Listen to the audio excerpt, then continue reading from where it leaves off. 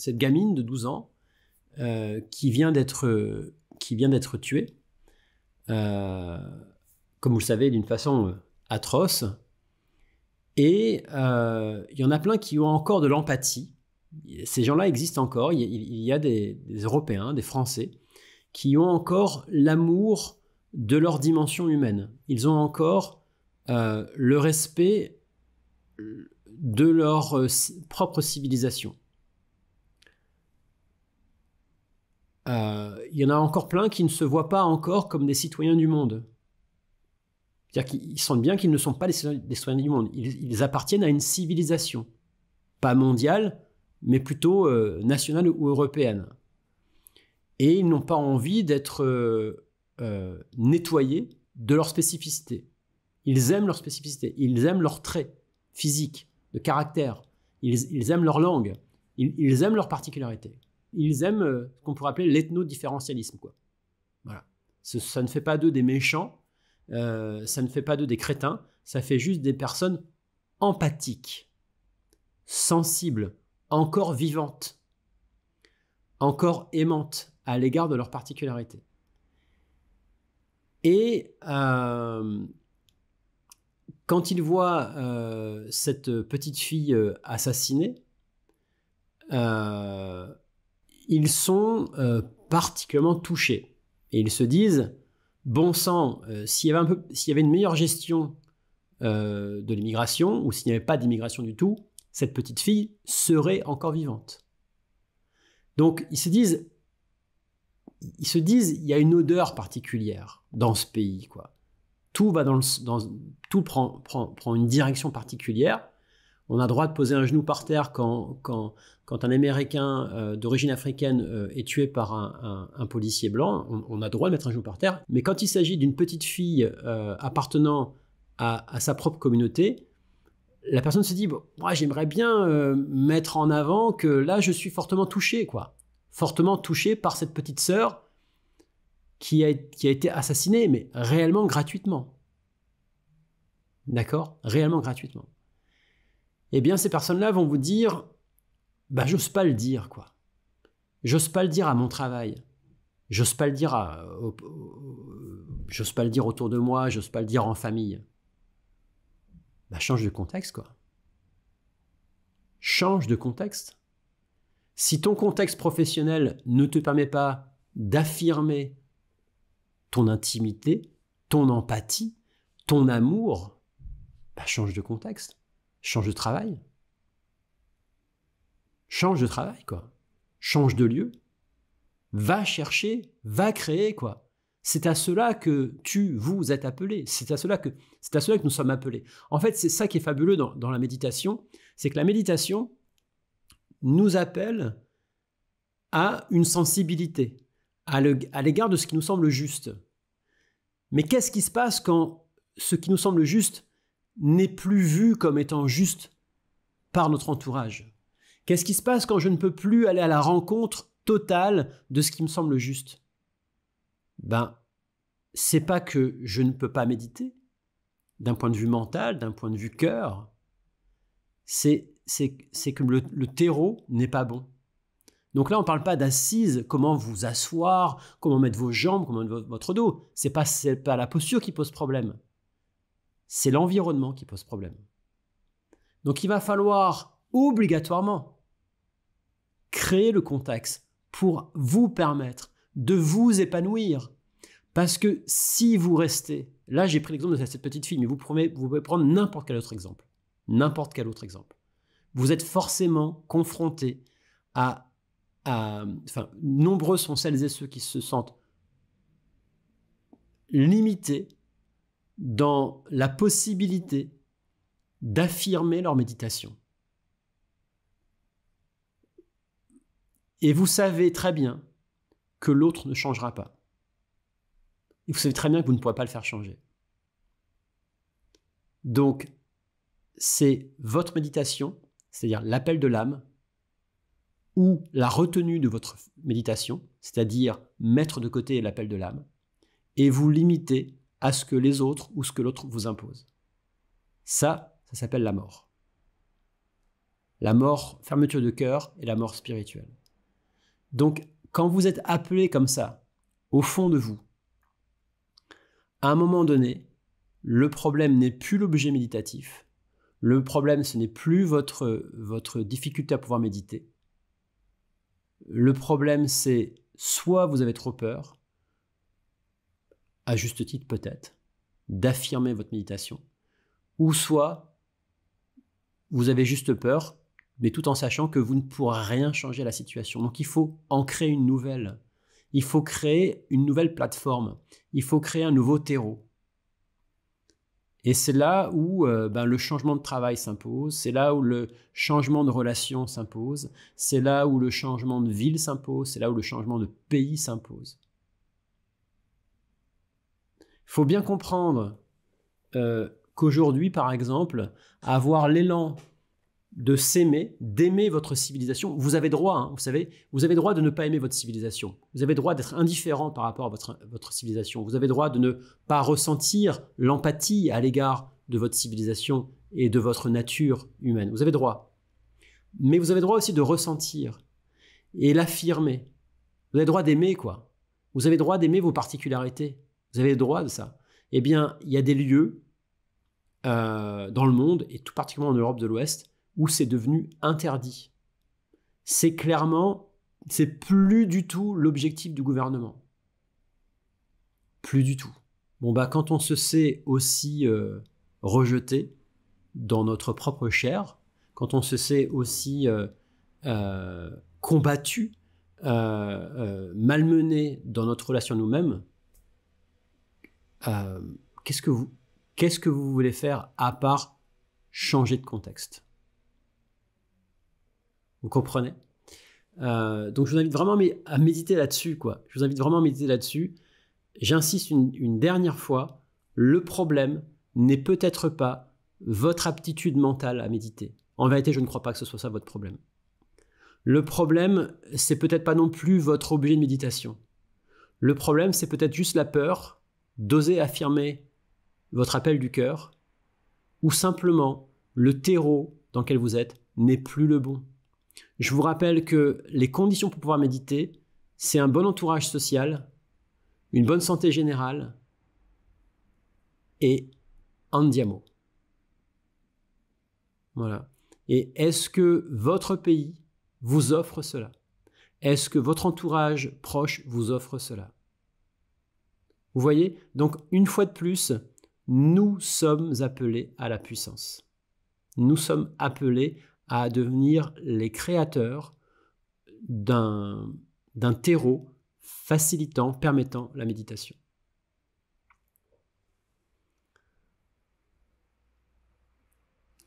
J'ai posté il y a quelques jours sur les réseaux sociaux un petit message que vous avez certainement vu. Je vais vous le lire tout de suite. Si ça ne vous dérange pas, je vais vous le lire. Alors, attendez. C'est très court, hein. Juste pour illustrer ce que je vous raconte.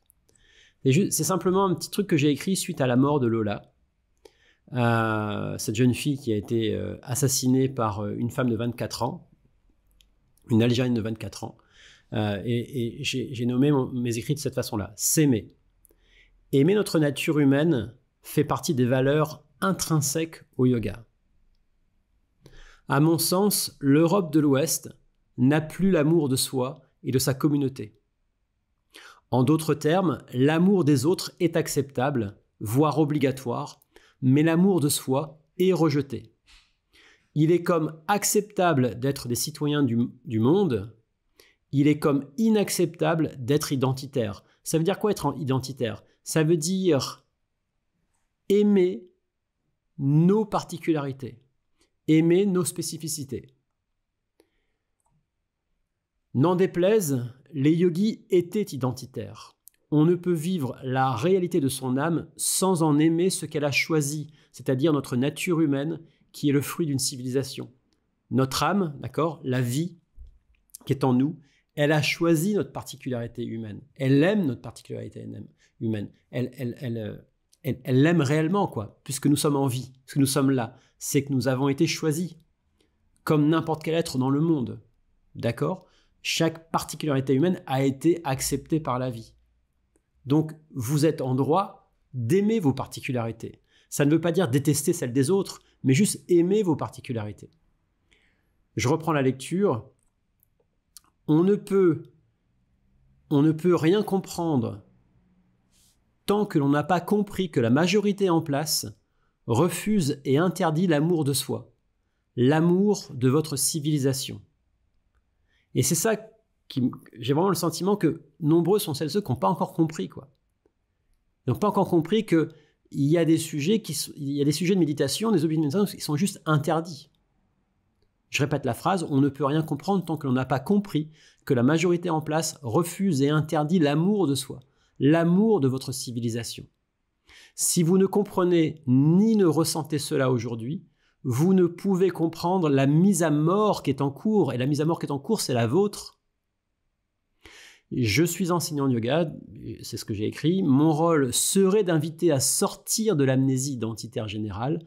L'heure n'est plus à la salutation en soleil.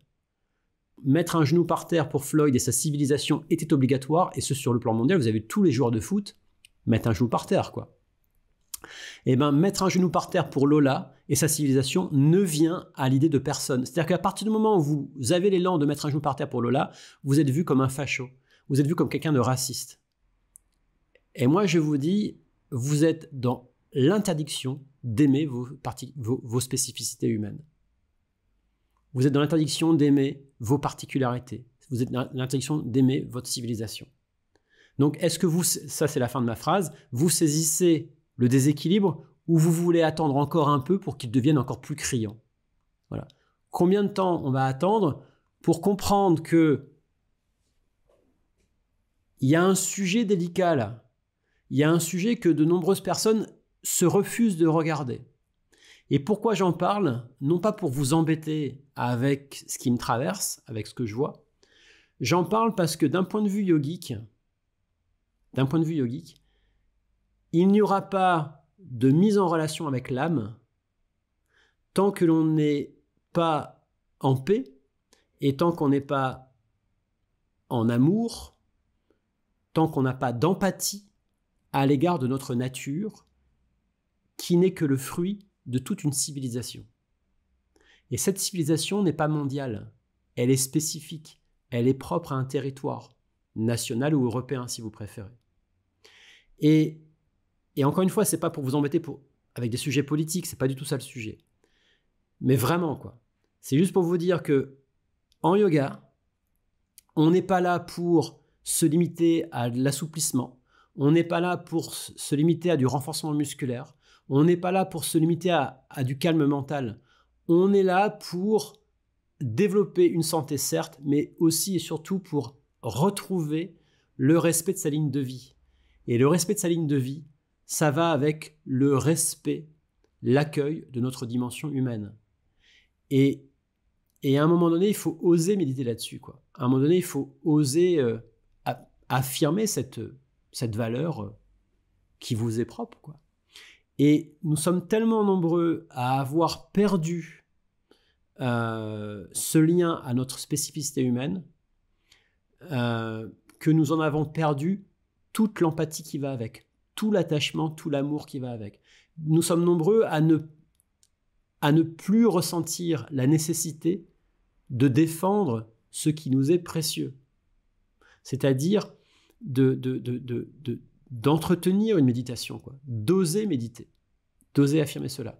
Et donc, lorsque l'on est dans un contexte clairement de guerre, c'est-à-dire il nous est interdit d'oser affirmer nos particularités dans un contexte tel que celui que je vous présente, il y a intérêt à créer son contexte pour pouvoir oser méditer. Il y a vraiment intérêt à le faire, quoi. Et donc ça peut vouloir dire pour s'affirmer, si ça peut plus se faire au travail, faut changer de travail, quoi. Si ça peut plus se faire dans un contexte professionnel, dans un contexte familial, peut-être qu'il faut juste s'éloigner. Quand ça peut plus se faire dans son propre pays, au risque de perdre son travail, au risque de perdre sa famille, au risque de perdre sa vie, peut-être qu'il faut juste partir, quoi. Vous comprenez? Et c'est ça qui me c'est ça que je questionne, c'est-à-dire, en fait, cette méditation-là, en fait, celle que je vous mets en avant là, pour moi, clairement, la société se divise en deux catégories. Celles et ceux qui ont encore du lien à leur nature humaine et celles et ceux qui n'en ont plus. C'est-à-dire les identitaires d'un côté et les citoyens du monde de l'autre. Être citoyen du monde, ça veut dire ne plus du tout valoriser nos spécificités. C'est-à-dire s'effacer, quoi. Et s'effacer, bah, ça veut dire mourir. Donc, ça, c'est un sujet qui impose de créer son contexte. Peut-être que le sujet que j'avance vous trouble ou vous perturbe, et peu importe en vérité. Encore une fois, au-delà du sujet que j'aborde, est-ce qu'il n'y a pas d'autres sujets dans votre vie qui vous coincent, quoi. C'est-à-dire que vous avez un appel, puis bah, vous ne pouvez pas exprimer cet appel. Parce que le contexte n'est pas le bon, n'est plus le bon. Donc, il ne s'agit plus en vérité de faire des salutations en soleil pour beaucoup d'entre nous. Il ne s'agit plus de faire des pranayamas. Tout ça, c'est génial, hein, on est d'accord. Mais c'est juste une question, pour beaucoup d'entre nous, c'est une question de contexte. Et le contexte nécessitera peut-être de la ressource, plus d'énergie, plus de finances, etc. etc. Juste donner, changer le contexte pour pouvoir enfin respirer son air, quoi, respirer sa fréquence et puis s'ouvrir pleinement à ce qui nous appelle. Et il y a des sujets, comme celui que je viens de vous présenter, mais il y en a plein d'autres, où l'entourage ne vous permet plus de respirer votre air, ne vous permet plus d'aller dans le respect de votre ligne de vie. Bon voilà, je voulais juste insister une énième fois là-dessus. Je trouve que l'exemple que je viens de vous citer est réellement criant, réellement net, et seule une minorité aujourd'hui voit cela, et une infime minorité ose exprimer ce qui le traverse. Alors peut-être que vous avez la chance d'avoir des élans de cœur qui s'alignent avec la vérité de votre entourage. Dans ces cas-là, vous ne ressentez pas ce que je dis. Dans ces cas-là, vous ne voyez pas où est le problème. Mais qu'est-ce qui se passe le jour où ce qui vous appelle au plus profond de vous n'est plus du tout en accord avec votre entourage? Est-ce que vous allez créer le contexte pour pouvoir aller au bout de votre méditation? Est-ce que vous allez réellement aller tout au bout? Ou est-ce que vous allez en